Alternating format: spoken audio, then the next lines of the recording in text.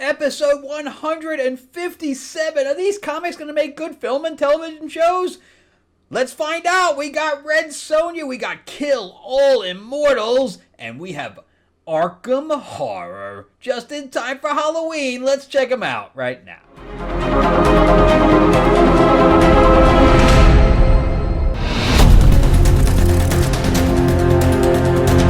Welcome back to the channel, everyone. Thank you so much for spending time with me as we rant about movies, comic books, and television shows, as well as the occasional board game. I am your host, Frank Zanca. I'm an award-winning screenwriter, novelist, and comic book writer, as well as a filmmaker. And just to show you what I've been working on for comic-wise, this is finally, I just got this back from the printer. This is my prototype copy of Lords of L.A. #2. This is my vampire mob set in 1950s Hollywood, along with Marilyn Monroe and things to that effect. And we have plenty of monster action and things like that, so lots of fun. And plenty of blood and gore and some sex in there too. But if you want a copy, let me know, because I'm going to be probably putting one of my print orders in on Monday. All right, just DM me. Plus, if you are a fan of card games and you're a fan of classic monsters, we have Classic Monsters Mythlords card game where you're playing as your favorite classic monster. And this is going to go live on Kickstarter in just a few days, October 1st. And it's going to be lots of fun. Check out the description and the link below and click to be notified when we launch on the 1st. We are Mark Spears, who does a lot of comic cover art for Marvel and DC and Spawn and Lobo and Green Lantern and all this stuff. He's going to be on a stream with me on Monday, so you'll be notified too if you're a subscriber to the channel, so make sure you do that too. And so it comes with little figures and stuff like that. It's going to be lots of fun. Mark's a great guy too, so if you ever had any questions about being an artist and things like that, he'll be happy to answer any of those questions when we do the stream. That's the reason I do this, is not only for people that collect comics, but for people that don't, and want to see what is coming up or what possibly could come up and get grabbed by the streamers, because a lot of streaming and movies are getting made from comic books nowadays. And if you want to jump around to different things, I have a chapter description in the below as well, in the description area. So let's jump into Red Sonja. So Red Sonja is written by Thorin Grunbuck and is done by Dynamite. And Dynamite with Red Sonja it's gone up and down, and some of the artwork hasn't always been good, but I like this artist a lot. This is Walter Giovanni, and this is I had a problem with the last issue because and I don't understand why Thorin Grunbuck did this. So Red Sonja ended up saving these people. It was a little girl and her sister. She brought them to their aunt, who was a magic user, because they were running from all these monsters that were released once Kulan Gath, because she killed him, and he came back into the world of the living, and he went through this portal, but this other god came through, and these other monsters came through, so the world's just a mess right now, and they got this big frost giant to help them attack Kulan Gath's army of the undead or whatever. And that battle is still going on. But we remove ourselves completely because it ended up that Kulan Gath had this soul of this god, and he chucked it at him. He said, here, because they made a deal and he was giving it back. And Sonja got in the middle of it, and now the soul is in her. And she went, instead of staying with the battle like she would be normally as the character that she is now just roaming around. It's just weird. And in this whole, like the last issue, we saw the battle for 2 pages and that was it. And here we don't see it at all. So she shouldn't even have started this battle if she wasn't willing to go through with it. Now it's just a forgotten piece of the element of the plot. It's just weird. But I do like this this issue better, but it just doesn't make any sense. Back in my head and going, what's going on in the battle? And the faces on this are really good. So she goes to this apothecary that's kind of strange, and she's basically getting this potion done or whatever. I guess she's using stuff with the snake, and she allows the snake to bite her. That's kind of gross. Meanwhile, we have she's starting to get visions because of the god's thing in her head. And she says, okay, well, here's where you have to go. And she's like, oh, what a nice horse. And she's like, do not eat my horse.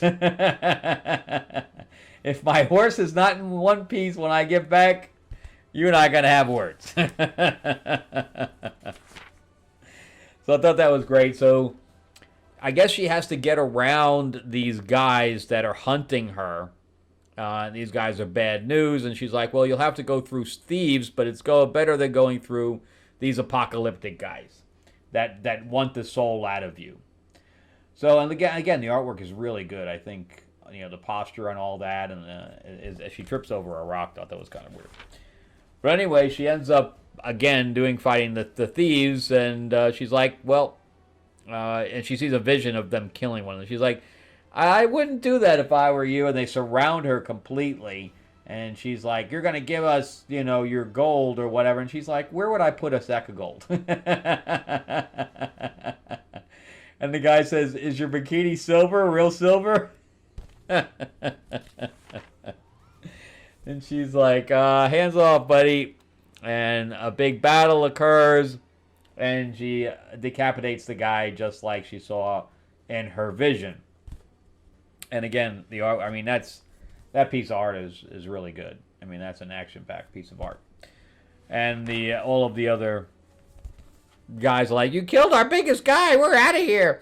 And she grabs the guy's head, and I always thought that was cool and goth talking to her, but it's not. It's the god soul, and it's physically talking through the decapitated head. But anyway, the apocalyptic guys do see her and then do attack or fire her because they're waiting in there. But they're like, she's not coming here, but one of their scouts ends up seeing her. So I thought that was interesting. But now she continues to talk to the head. But anyway, more of these robbers show up. And when the head starts talking, they're like, oh, man, we're done. And she's like, oh, that was really nice of you to help me out there, though completely unexpected. So this thing has a lot of humor, I think, and I love the mischievous piece of her face here. I think, again, the artist really, I thought, captured her very, very well. But anyway, then we have a problem because she sees these two girls, I think they're both girls, getting attacked, and she has to intervene, and the god is like, oh man, you shouldn't be doing that, this is going to be a problem. And she said, your mercifulness is what you're going to be as you're being undoing. So anyway, we have this other battle occurring, and the apocalyptic guys show up as she's trying to save these guys, and she's doing a good job holding them off, but the girls get in trouble again, and she's like, run, and they don't run far enough, and they continue to put her in danger because she continually has to look over her shoulder, which I thought was cool there. She's got the sword going through the guy's skull. And again, they're getting attacked because they didn't run far enough, and she has to throw her weapon to kill him and save the children, which I thought was very, very heroic. All this is very, very heroic. We don't get to see much, saving of people, especially multiple times, where she's like, run, and she keeps saving them, even at the cost of herself. And yes, she gets captured, and the head says, yeah, you're an idiot. But the girls do get away, so there's that. So yeah, really good stuff, I thought. That's really good. I really like it, but again, in the back of my head, I'm going, what happened to the battle? What happened? Where did it happen with that? So, I don't know. I don't understand. She should never have started this battle yet. She should have left the other people in the little hut with the ant, and then started the battle after all this, and just had her go up against Cool and Goth, and that would have put all this in motion without the battle going on. All right, so let's go into kill all immortals. Don't kill one of them. Don't kill two of them. You got to kill them all. It's kind of like Pokemon. Got to kill them all. So this is the story of Freya, which is from Norse mythology. This is all Thor and all this other stuff. But now they're in today's time. It's contemporary, and the main character is in love with a journalist, and her family doesn't want her to have anything to do with that. So they're willing. They want to kill him basically, and she is being bodyguard to him, but she's a target as well. They're tracking her, etc. And in the last issue, I think she killed Thor, but they really can't die, so I don't know how that works. But she basically wants to find this woman, I think it's a woman, that basically gave them their immortality and have her take it back, so none of them are immortal anymore. And that's her goal. So, and her father is Eric the Red, who was not a god, by the way. I don't know why they didn't make it Odin or whatever, but it's Eric the Red. We go to today's time, and see it says Oslo, Norway, and they're still looking around, and there's the dude on top, which is her boyfriend, and she's looking for the guy that is going to tell her where the map person is, or where the person is, and they're looking for the shaman, and this dude knows where the shaman is, and he's also immortal. He plays her completely. She thinks she has one up on him. She puts her blades on the table to, intimidate him, but literally his dad is calling. So I thought that was all interesting. A battle then is going to take place in the bar because her dad gets on the phone and says, you need to come home, you need to give the guy up, and he's a journalist, and she's like, I know, he buried the story, he just wrote about me, he didn't write about the family. He said, no, he's playing you, you're wrong, he didn't bury anything. He shoots her under the table, and of course she's still alive because she can't die because she's immortal, which I don't understand how she killed Thor if she did kill Thor. And that's why the name of the book is kind of strange, unless of course she's doing it through removing their immortality, but then they wouldn't be immortals, and the title doesn't make any sense. So anyway, she gives herself some battle paint, war paint, and she goes to work on all these guys that are mortal. So all these soldiers that are sent to, I guess, not kill her, but subdue her, and she's not having any of it. And then the family's got to know that she's got this prowess of battle. But the other dude pulls out these weapons that scratch her along the back, where she, it's blades, basically blades on a chain. He's pulling them back and fighting and etc. And he says, war paint, really? Really? Are we doing this now? But anyway, she ends up besting him. So I don't know, do they grow their heads back? I don't know. But anyway, she slices him. I don't know if he's dead or not. He's still like, that's basically what he says. But I guess, I think that's the shaman there. But he sends her off to Greenland. They're on a boat from Greenland to go to this island, I guess, where I guess their capital was or whatever during the Norse times and the Viking times.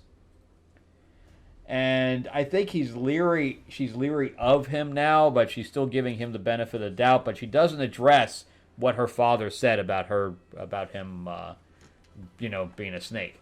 So we'll see if he betrays her, because I guess he's looking for a story. But look at that, it's pretty cool. So it's their Great Hall or whatever it is. But anyway, they find this boat, and she's like, no, not that ship.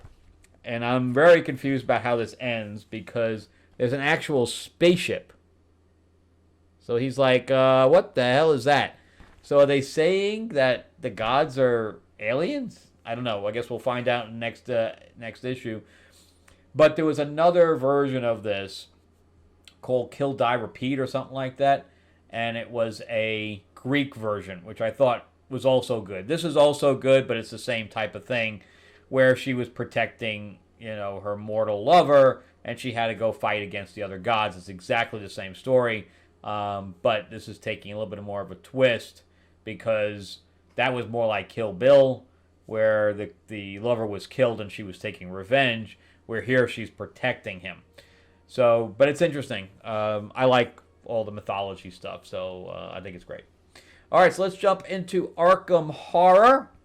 And this is done by Dark Horse. And this is Cullen Bunn. And the first issue I didn't like because I play Arkharm Horror.